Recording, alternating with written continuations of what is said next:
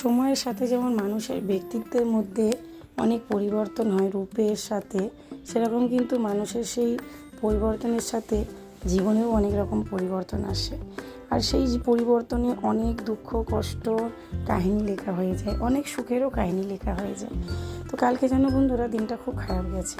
সকাল থেকে সেরকমভাবে ব্লগই করে ওঠা হয়নি। তোমাদের আগের অনেক ব্লগে শেয়ার করেছি সংসারের পরিস্থিতিটা এখন কেমন। তো হঠাৎ করে শ্বশুরমশাই শরীরটা খারাপ হয়েছে, মানে একটু ব্যথা ট্যাথা ওনার বেড়ে গেছে, ওই জন্য কালকে অফিস থেকে তাড়াতাড়ি চলে এসেছে। তো এই জন্য সেরকম ব্লগ হয়ে ওঠা, মানে ব্লগ করিনি সকাল থেকে।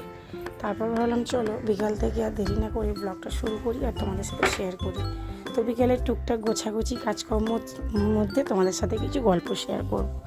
তো আগের দিনে তোমাদের সাথে শেয়ার করেইছিলাম যে আমি জামা কাপড় সব গুছিয়েছি, মানে কেচেছি আর কি। তো সেই সব পর্দা টর্দাগুলো লাগানো হয়নি, তো ভাবলাম চলো বিকালে বসে বসে আগে সেই সব জামা কাপড়গুলো এত কেচে সব মানে খাটের মধ্যে জমা হয়ে রয়েছে, সেগুলোকেও পাঁচটা, তখন কটা বাজে, 5টা সাড়ে 5টা মতন হবে, সব জামা কাপড় নিয়ে বসেছি, বসে বসে এখানে ভাঁজাচ্ছি। জামা কাপড়গুলো ভাঁজিয়ে নিয়ে তারপর জানলা দরজার পর্দাগুলো লাগাবো। তো সত্যি কথা বলতে একদমই শরীরে সেই ইচ্ছাটুকু ছিল না কাজ করার, কিন্তু ওই যে কেউ নেই, বললে হবে, করতেই হবে। আর মানুষের জীবনের কথা, মানে নিজের ভবিষ্যৎ, মানে ভাগ্যের ওপর ভাবছি, জানো তো বন্ধুরা, এই জীবনটা কত অদ্ভুত। কোথা থেকে শুরু করেছিলাম আর কোথায় এসে থামলাম, এখনও থামিনি বলতে পারো বন্ধুরা, চলছে এখনও ঘড়ির কাঁটার মতন জীবনটা। তো যখন বিয়ে হয়ে এসেছিলাম বন্ধুরা, তখনের যে সংসার জীবনটা ছিল, বড়দের কথা শোনা, মাথা নত করে থাকা, ওনাদের নিয়ম কালচার সব কিছু মেনে নেওয়া, ওনারা বললে মানে এমন, সেই সময় জীবনটা এরকম ছিল। মানে উঠতে বললে উঠবো, বসতে বললে বসবো, দাঁড়াতে বললে দাঁড়াবো, মানে নিজের কোনো ডিসিশন ছিল না, নিজের মধ্যে কোনো নিজের সেলফ কনফিডেন্স ছিল না। মানে খালি মাথার মধ্যে একটাই জিনিস, মানে ভয় কাজ করতো বলতে পারো, যে নিজে থেকে এসেছি, আর যদি কিছু নিজের কথা ওনাদের সামনে রাখি, যদি ঘর থেকে বের করে দেয়, বাবার আবার বদনাম হবে। একবার তো বাবাকে বদনাম করে প্রেম করে নিয়েছি, বিয়ে করে নিয়েছি, আবারও যদি ওনাদের কথা না শুনি, আবারও সেই অপমানিত হতে হবে আমার বাবা মাকে। এইসব ভেবে জানো তো বন্ধুরা, সবসময় ভুলভাল কথাতেও মাথা নত করে সব কিছু শুনে গেছি। আর মাথার ঘোমটা তো আমার কোনোদিনই সরেনি, সবসময় মাথার ঘোমটা থাকতোই। এটা 15 বছর আগের কথা বলছি। সময় গেল, দিন গেল, আমার নিজের মধ্যে অনেক চেঞ্জেস হলো, আমার নিজের ডিসিশনের মধ্যে অনেক চেঞ্জেস হলো, ঘরে মেম্বার বাড়লো, তারপর নিজের একটু সেলফ কনফিডেন্টটা বাড়ালাম, যে না, আমি যদি ভুল হই তাহলে আমি ভুল মাথা নত করে মেনে নেব, কিন্তু যেই জায়গাগুলোতে আমি ভুল না, সেই জায়গাগুলো আমি কেন মাথা নত করে মেনে নেব। বা আমি যেখানে সব জিনিসটা মানিয়ে গুছিয়ে নিচ্ছি, আমার পরে যারা আসবে আমি চাইবো তারাও সেই একই নিয়মে মানে সংসারের ঘর করুক। তার মানে সেই সময়টা আমার মধ্যে একটা আলাদা রকম চেঞ্জেস এসেছিলো।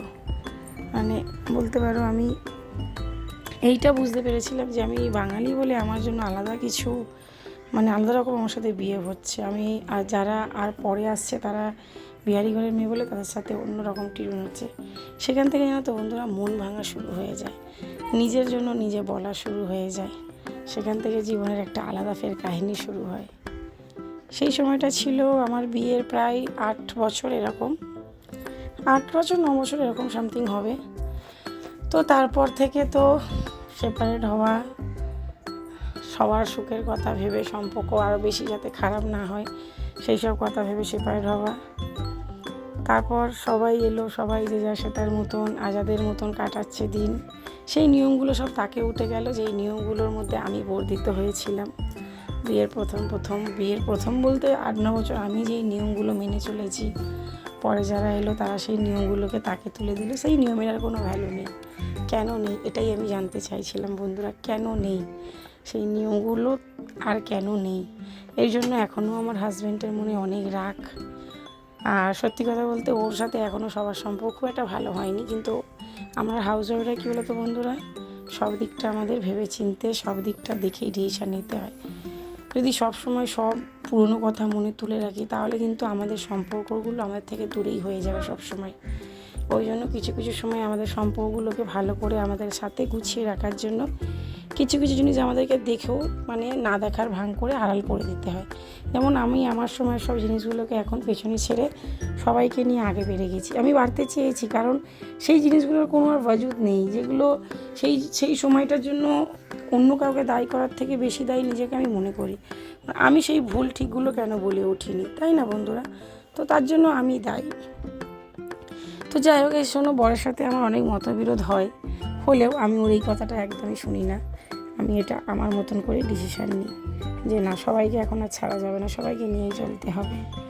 তারপর সবাই সবার মতন সংসার করলো, শ্বশুর শাশুড়িরাও সবাই সবার জায়গায় ভালো, সুখে শান্তিতে।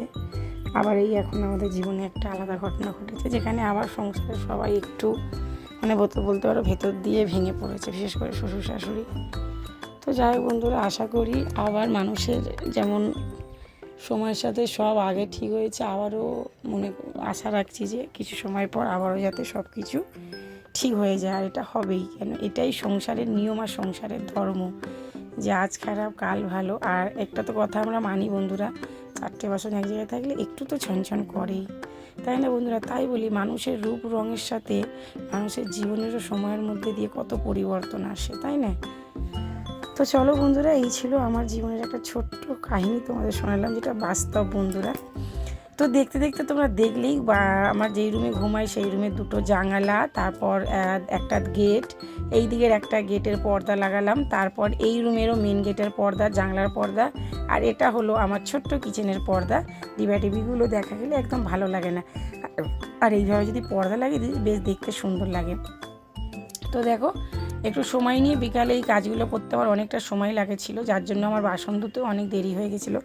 এখন প্রায় বন্ধুরা 6টার বেশি হয়ে গেছিলো। তারপরেও কিন্তু অনেকগুলো কাজ করা হয়েছে, যেমন বৃহস্পতিবারে ধুনো দেওয়াটা সকালে শ্বশুরমশাই দেননি, এখন তো ওনারা পুজো পাঠ করছে, আমি আবার সন্ধেবেলা সেই ধুনো দিয়েছিলাম। তো সেগুলো করতে না অনেক দেরি হয়ে গেছিলো। তো ভেবেছিলাম তোমার সাথে শেয়ার করব।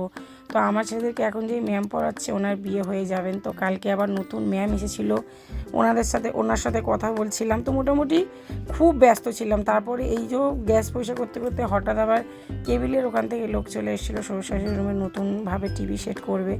তো এইসব করতে করতে আর তোমার সাথে ব্লগটা শেয়ার করা হয়নি ঠিকঠাক মতন।